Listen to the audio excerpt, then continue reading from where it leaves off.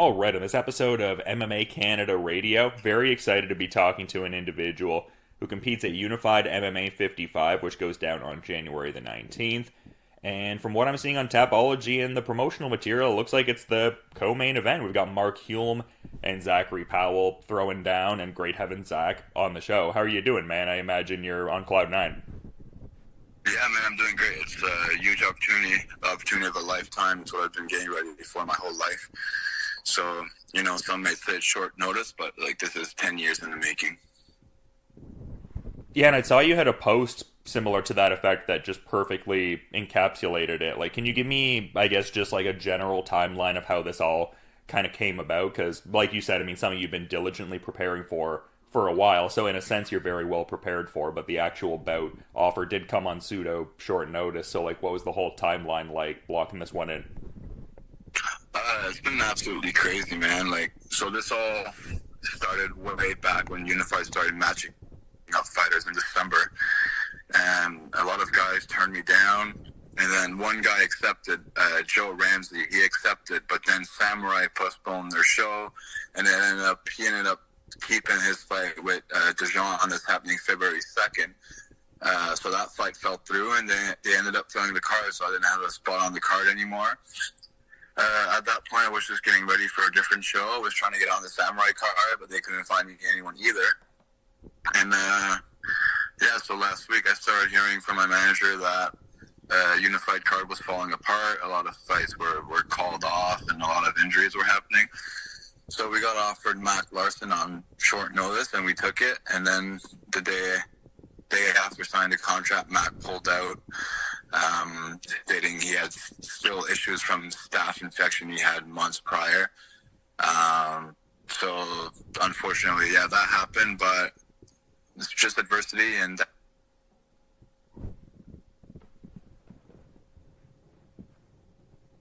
this is his main training partner. He's already in Canada. That's why the fight's happening, because he's already here, helping Dricus get ready to fight Strickland the day after.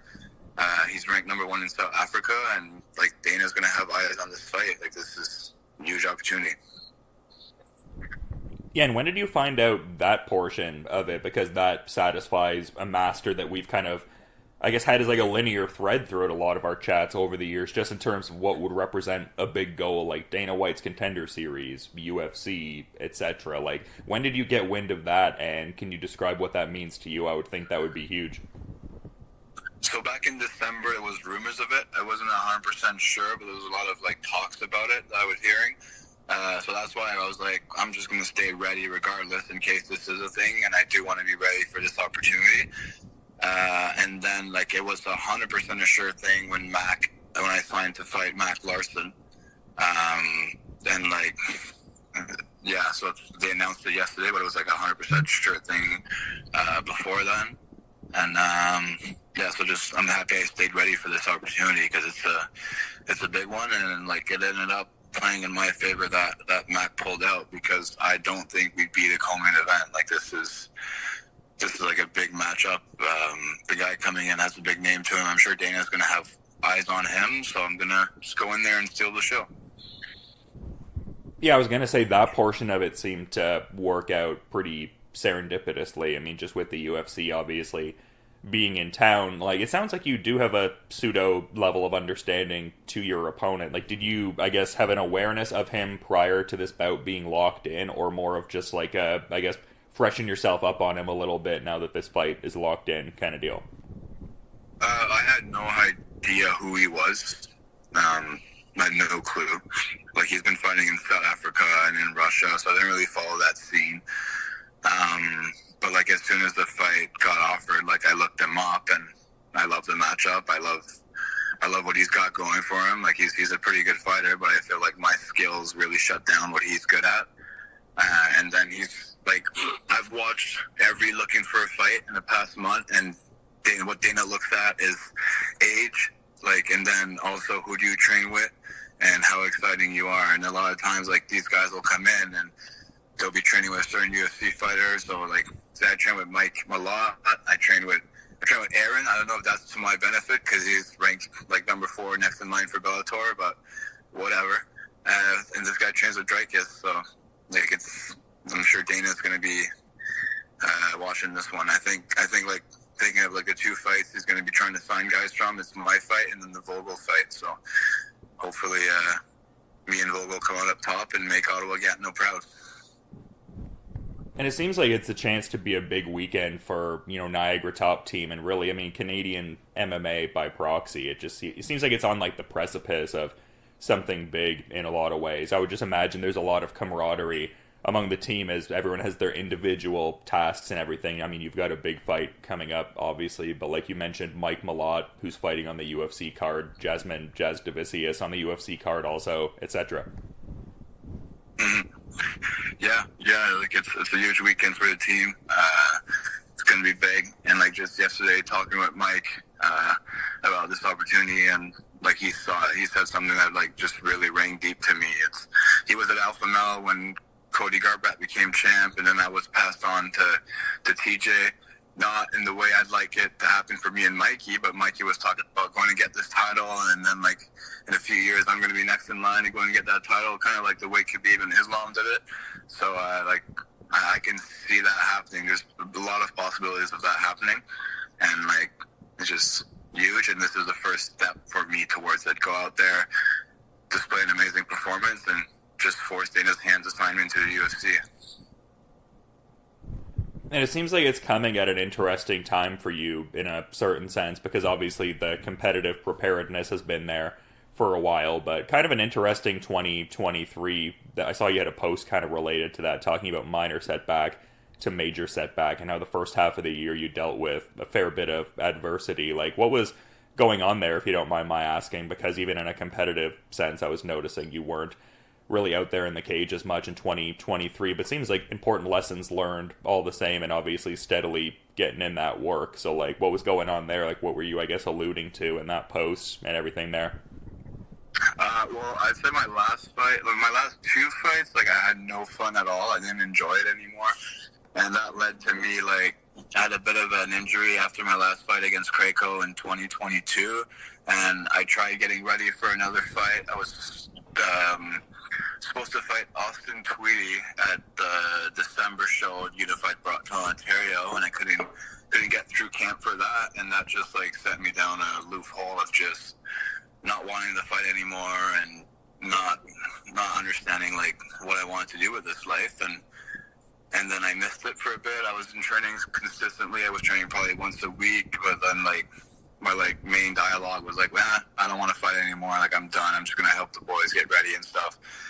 And then I helped AJ get ready for his Dalton Rosta fight, and went out to Bellator and just changed everything for me. Like, that's amazing. I want to fight at the highest level in the sport. That's what I always wanted, and being out there seeing that remind me of that. And then I've probably made more improvements in the past 7 months that I've made in my first 10 years of training. Like, it's crazy how everything just clicked, and I'm totally a different fighter now, and can't really explain why. Like, there's nothing healthy about what I did of gaining 60 pounds and barely training, but the 7 months after of just being completely dialed in and focused has really changed who I am as a fighter and a person, and I can't wait to show that next Friday. Yeah, well, it shows like the mental side of it and like the resilience and the adaptability, as much as it's about the physical components in that regard. Like, it seems like one's mentality kind of like being similarly malleable, at least being open to learn and push yourself to different directions. It's really cool also to hear that was such an impressionable kind of experience and everything like that. Like, was it just like the nature of the show, like just the magnitude of it and what it represented that resonated with you and kind of reignited your fire, that Bellator show with Aaron Jeffery you were talking about? Yeah, like the show, everything around it, like the whole fight week, and just having goosebumps being there, and then like actually making a good amount of money to fight. Like, it's something I've always wanted to do, and then I see one of my best friends doing it, and my main training partner, and like I compete with AJ in the room, and I see it like a possibility for me to do that. So like, just seeing that, it's something I want from this life, and I guess it reminded me of that because I forgot that for a bit. And I mean, it's kind of cool, at least I guess from a layman perspective, for me, the fact that it's also at Rebel. I mean, I guess just coming to mind that Adam DeFreitas PFC 13 fight you had there, like a certain level of connectivity with the venue, at least in as far as you had competed there previously. Is that like a little asterisk in this at all? Is it kind of fun that it's at this venue because you have that prior history almost, or kind of inconsequential in a sense? I love it. I love that venue. It's probably one of, like, I'd say except TKO, which was at the Bell Center, which was crazy. It's probably one of the better venues I've fought at. And then, like, I know what to expect. I know what the walkout looks like, unless they change the scenery, but, like, I doubt they will. And Prospect really, like, killed that show. So and, like, thinking about the timeline and stuff, like, I got the DeFreitas offer in early January. I got this offer in early January. It just feels like a lot of the same to me, just less time to prepare. But the thing is now, like, I'm always ready versus before. I don't think I was always ready to get a fight, but the way I train now, I'm, like, just always ready. And it just ends up paying off. Like, that's all it is. It's that those little changes I've made in my training and my lifestyle have made me ready to seize this opportunity. And if I didn't make those changes, like, I'd probably be skipping on getting the chance to fight in front of Dana White. I was going to say, was the approach before more having, like, specific compartmentalized training camps and maybe almost taking the foot off the gas for a bit, whereas now it's more of, like, that day-to-day lifestyle of a martial artist kind of approach? Is that kind of how it is now, I guess? Yeah, I'd say before I was really, like, dialed in camp, and out of camp wasn't really as focused. Like, I would still show up, but, like, it would be very mundane and not, like, thought out. Versus now, I feel like a 265-day-a-year fighter. Like, I'm always looking to get better every day. Like, I know people say 1% better every day, but there's a huge difference between saying it and actually doing it. And I've been actually doing it for the past 7 months, and I feel the difference. My training partner feels the difference. Like, I don't know if you've seen this video pop up, but it's, like, just a clip of me and Mikey talking about how I've improved in the past year to being, like, one of his best rounds to one of, like, his hardest rounds in the room and stuff. And, like, just hearing that from a guy that's going to be ranked top 15 in the week, like, that means a lot.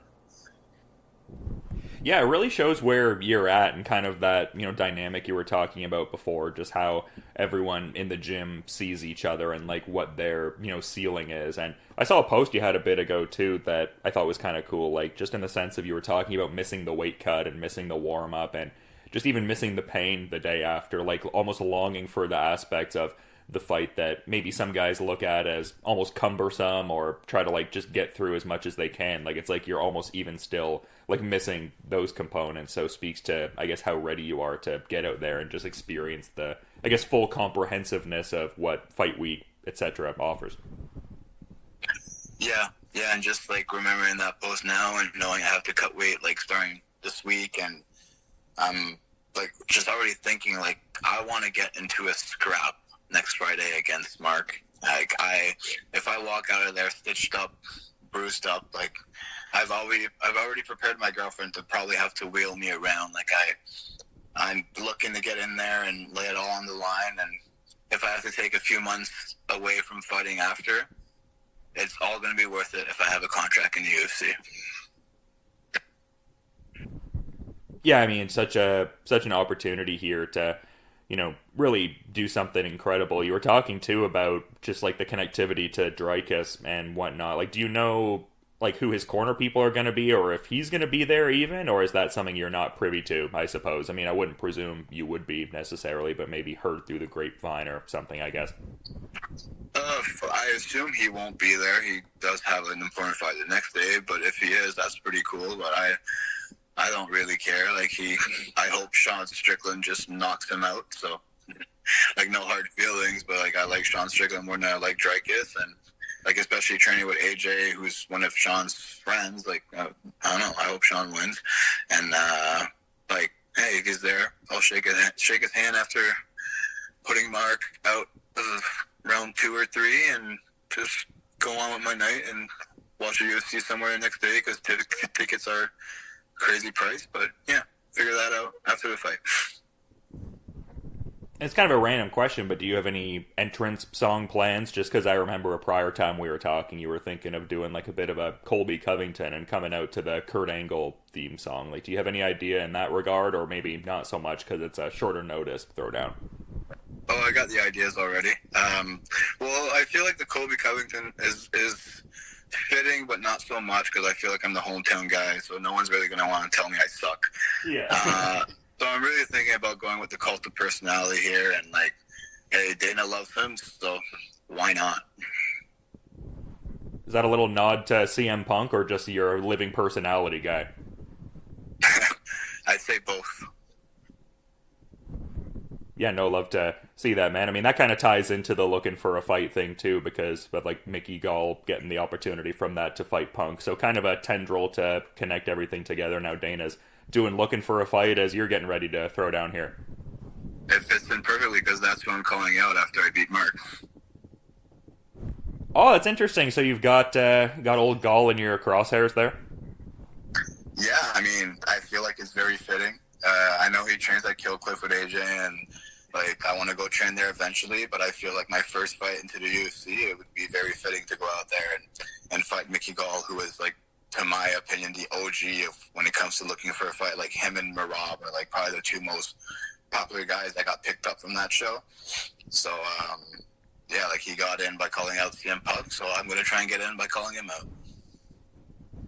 No, I mean, it makes a ton of sense. Like, as soon as you said it, just, yeah, everything clicked together there. So, I mean, this is cool, man. I mean, an incredible fight here, and, I mean, you got a lot lined up in your head, at the very least. So, yeah, I mean, just incredible stuff, and moreover, just appreciate you making some time to, you know, talk about all of this so close to the fight and everything, man. But kind of echoing the earlier sentiment of wanting to be mindful of your time and schedule, I'm curious if you maybe have a final parting thought to add as we're wrapping things up, Zach.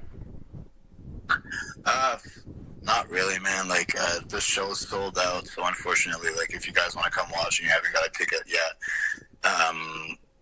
it's going to be hard to get some. But I will be holding a contest on my Instagram. I'll hopefully get it up this weekend to draw 2 tickets to get to go watch the Unified fights. And if you don't win that, or if you can't get your hands on any tickets, we'll tune in to Fight Pass, and don't miss it. It's going to be a banger. Yeah, for sure. People got to give Powell MMA that follow and check out what's going on Instagram. But yeah, definitely excited for this card, man. Should be a great one before the UFC Toronto event. I mean, Unified always has great cards that are well attended, but I feel like it's definitely benefiting from being like the day before Toronto, just getting that additional buzz and everything like that, and just really excited for this January 19th co-main event with Mark Hulme and everything, and just, you know, big thanks for coming on MMA Canada Radio. Really excited to peep this fight when it goes down, hopefully be there live seeing what's going on, but until then, man, you have a good rest of your day. Thank you. Thank you, bro. Thanks for your time, man. Have a great day.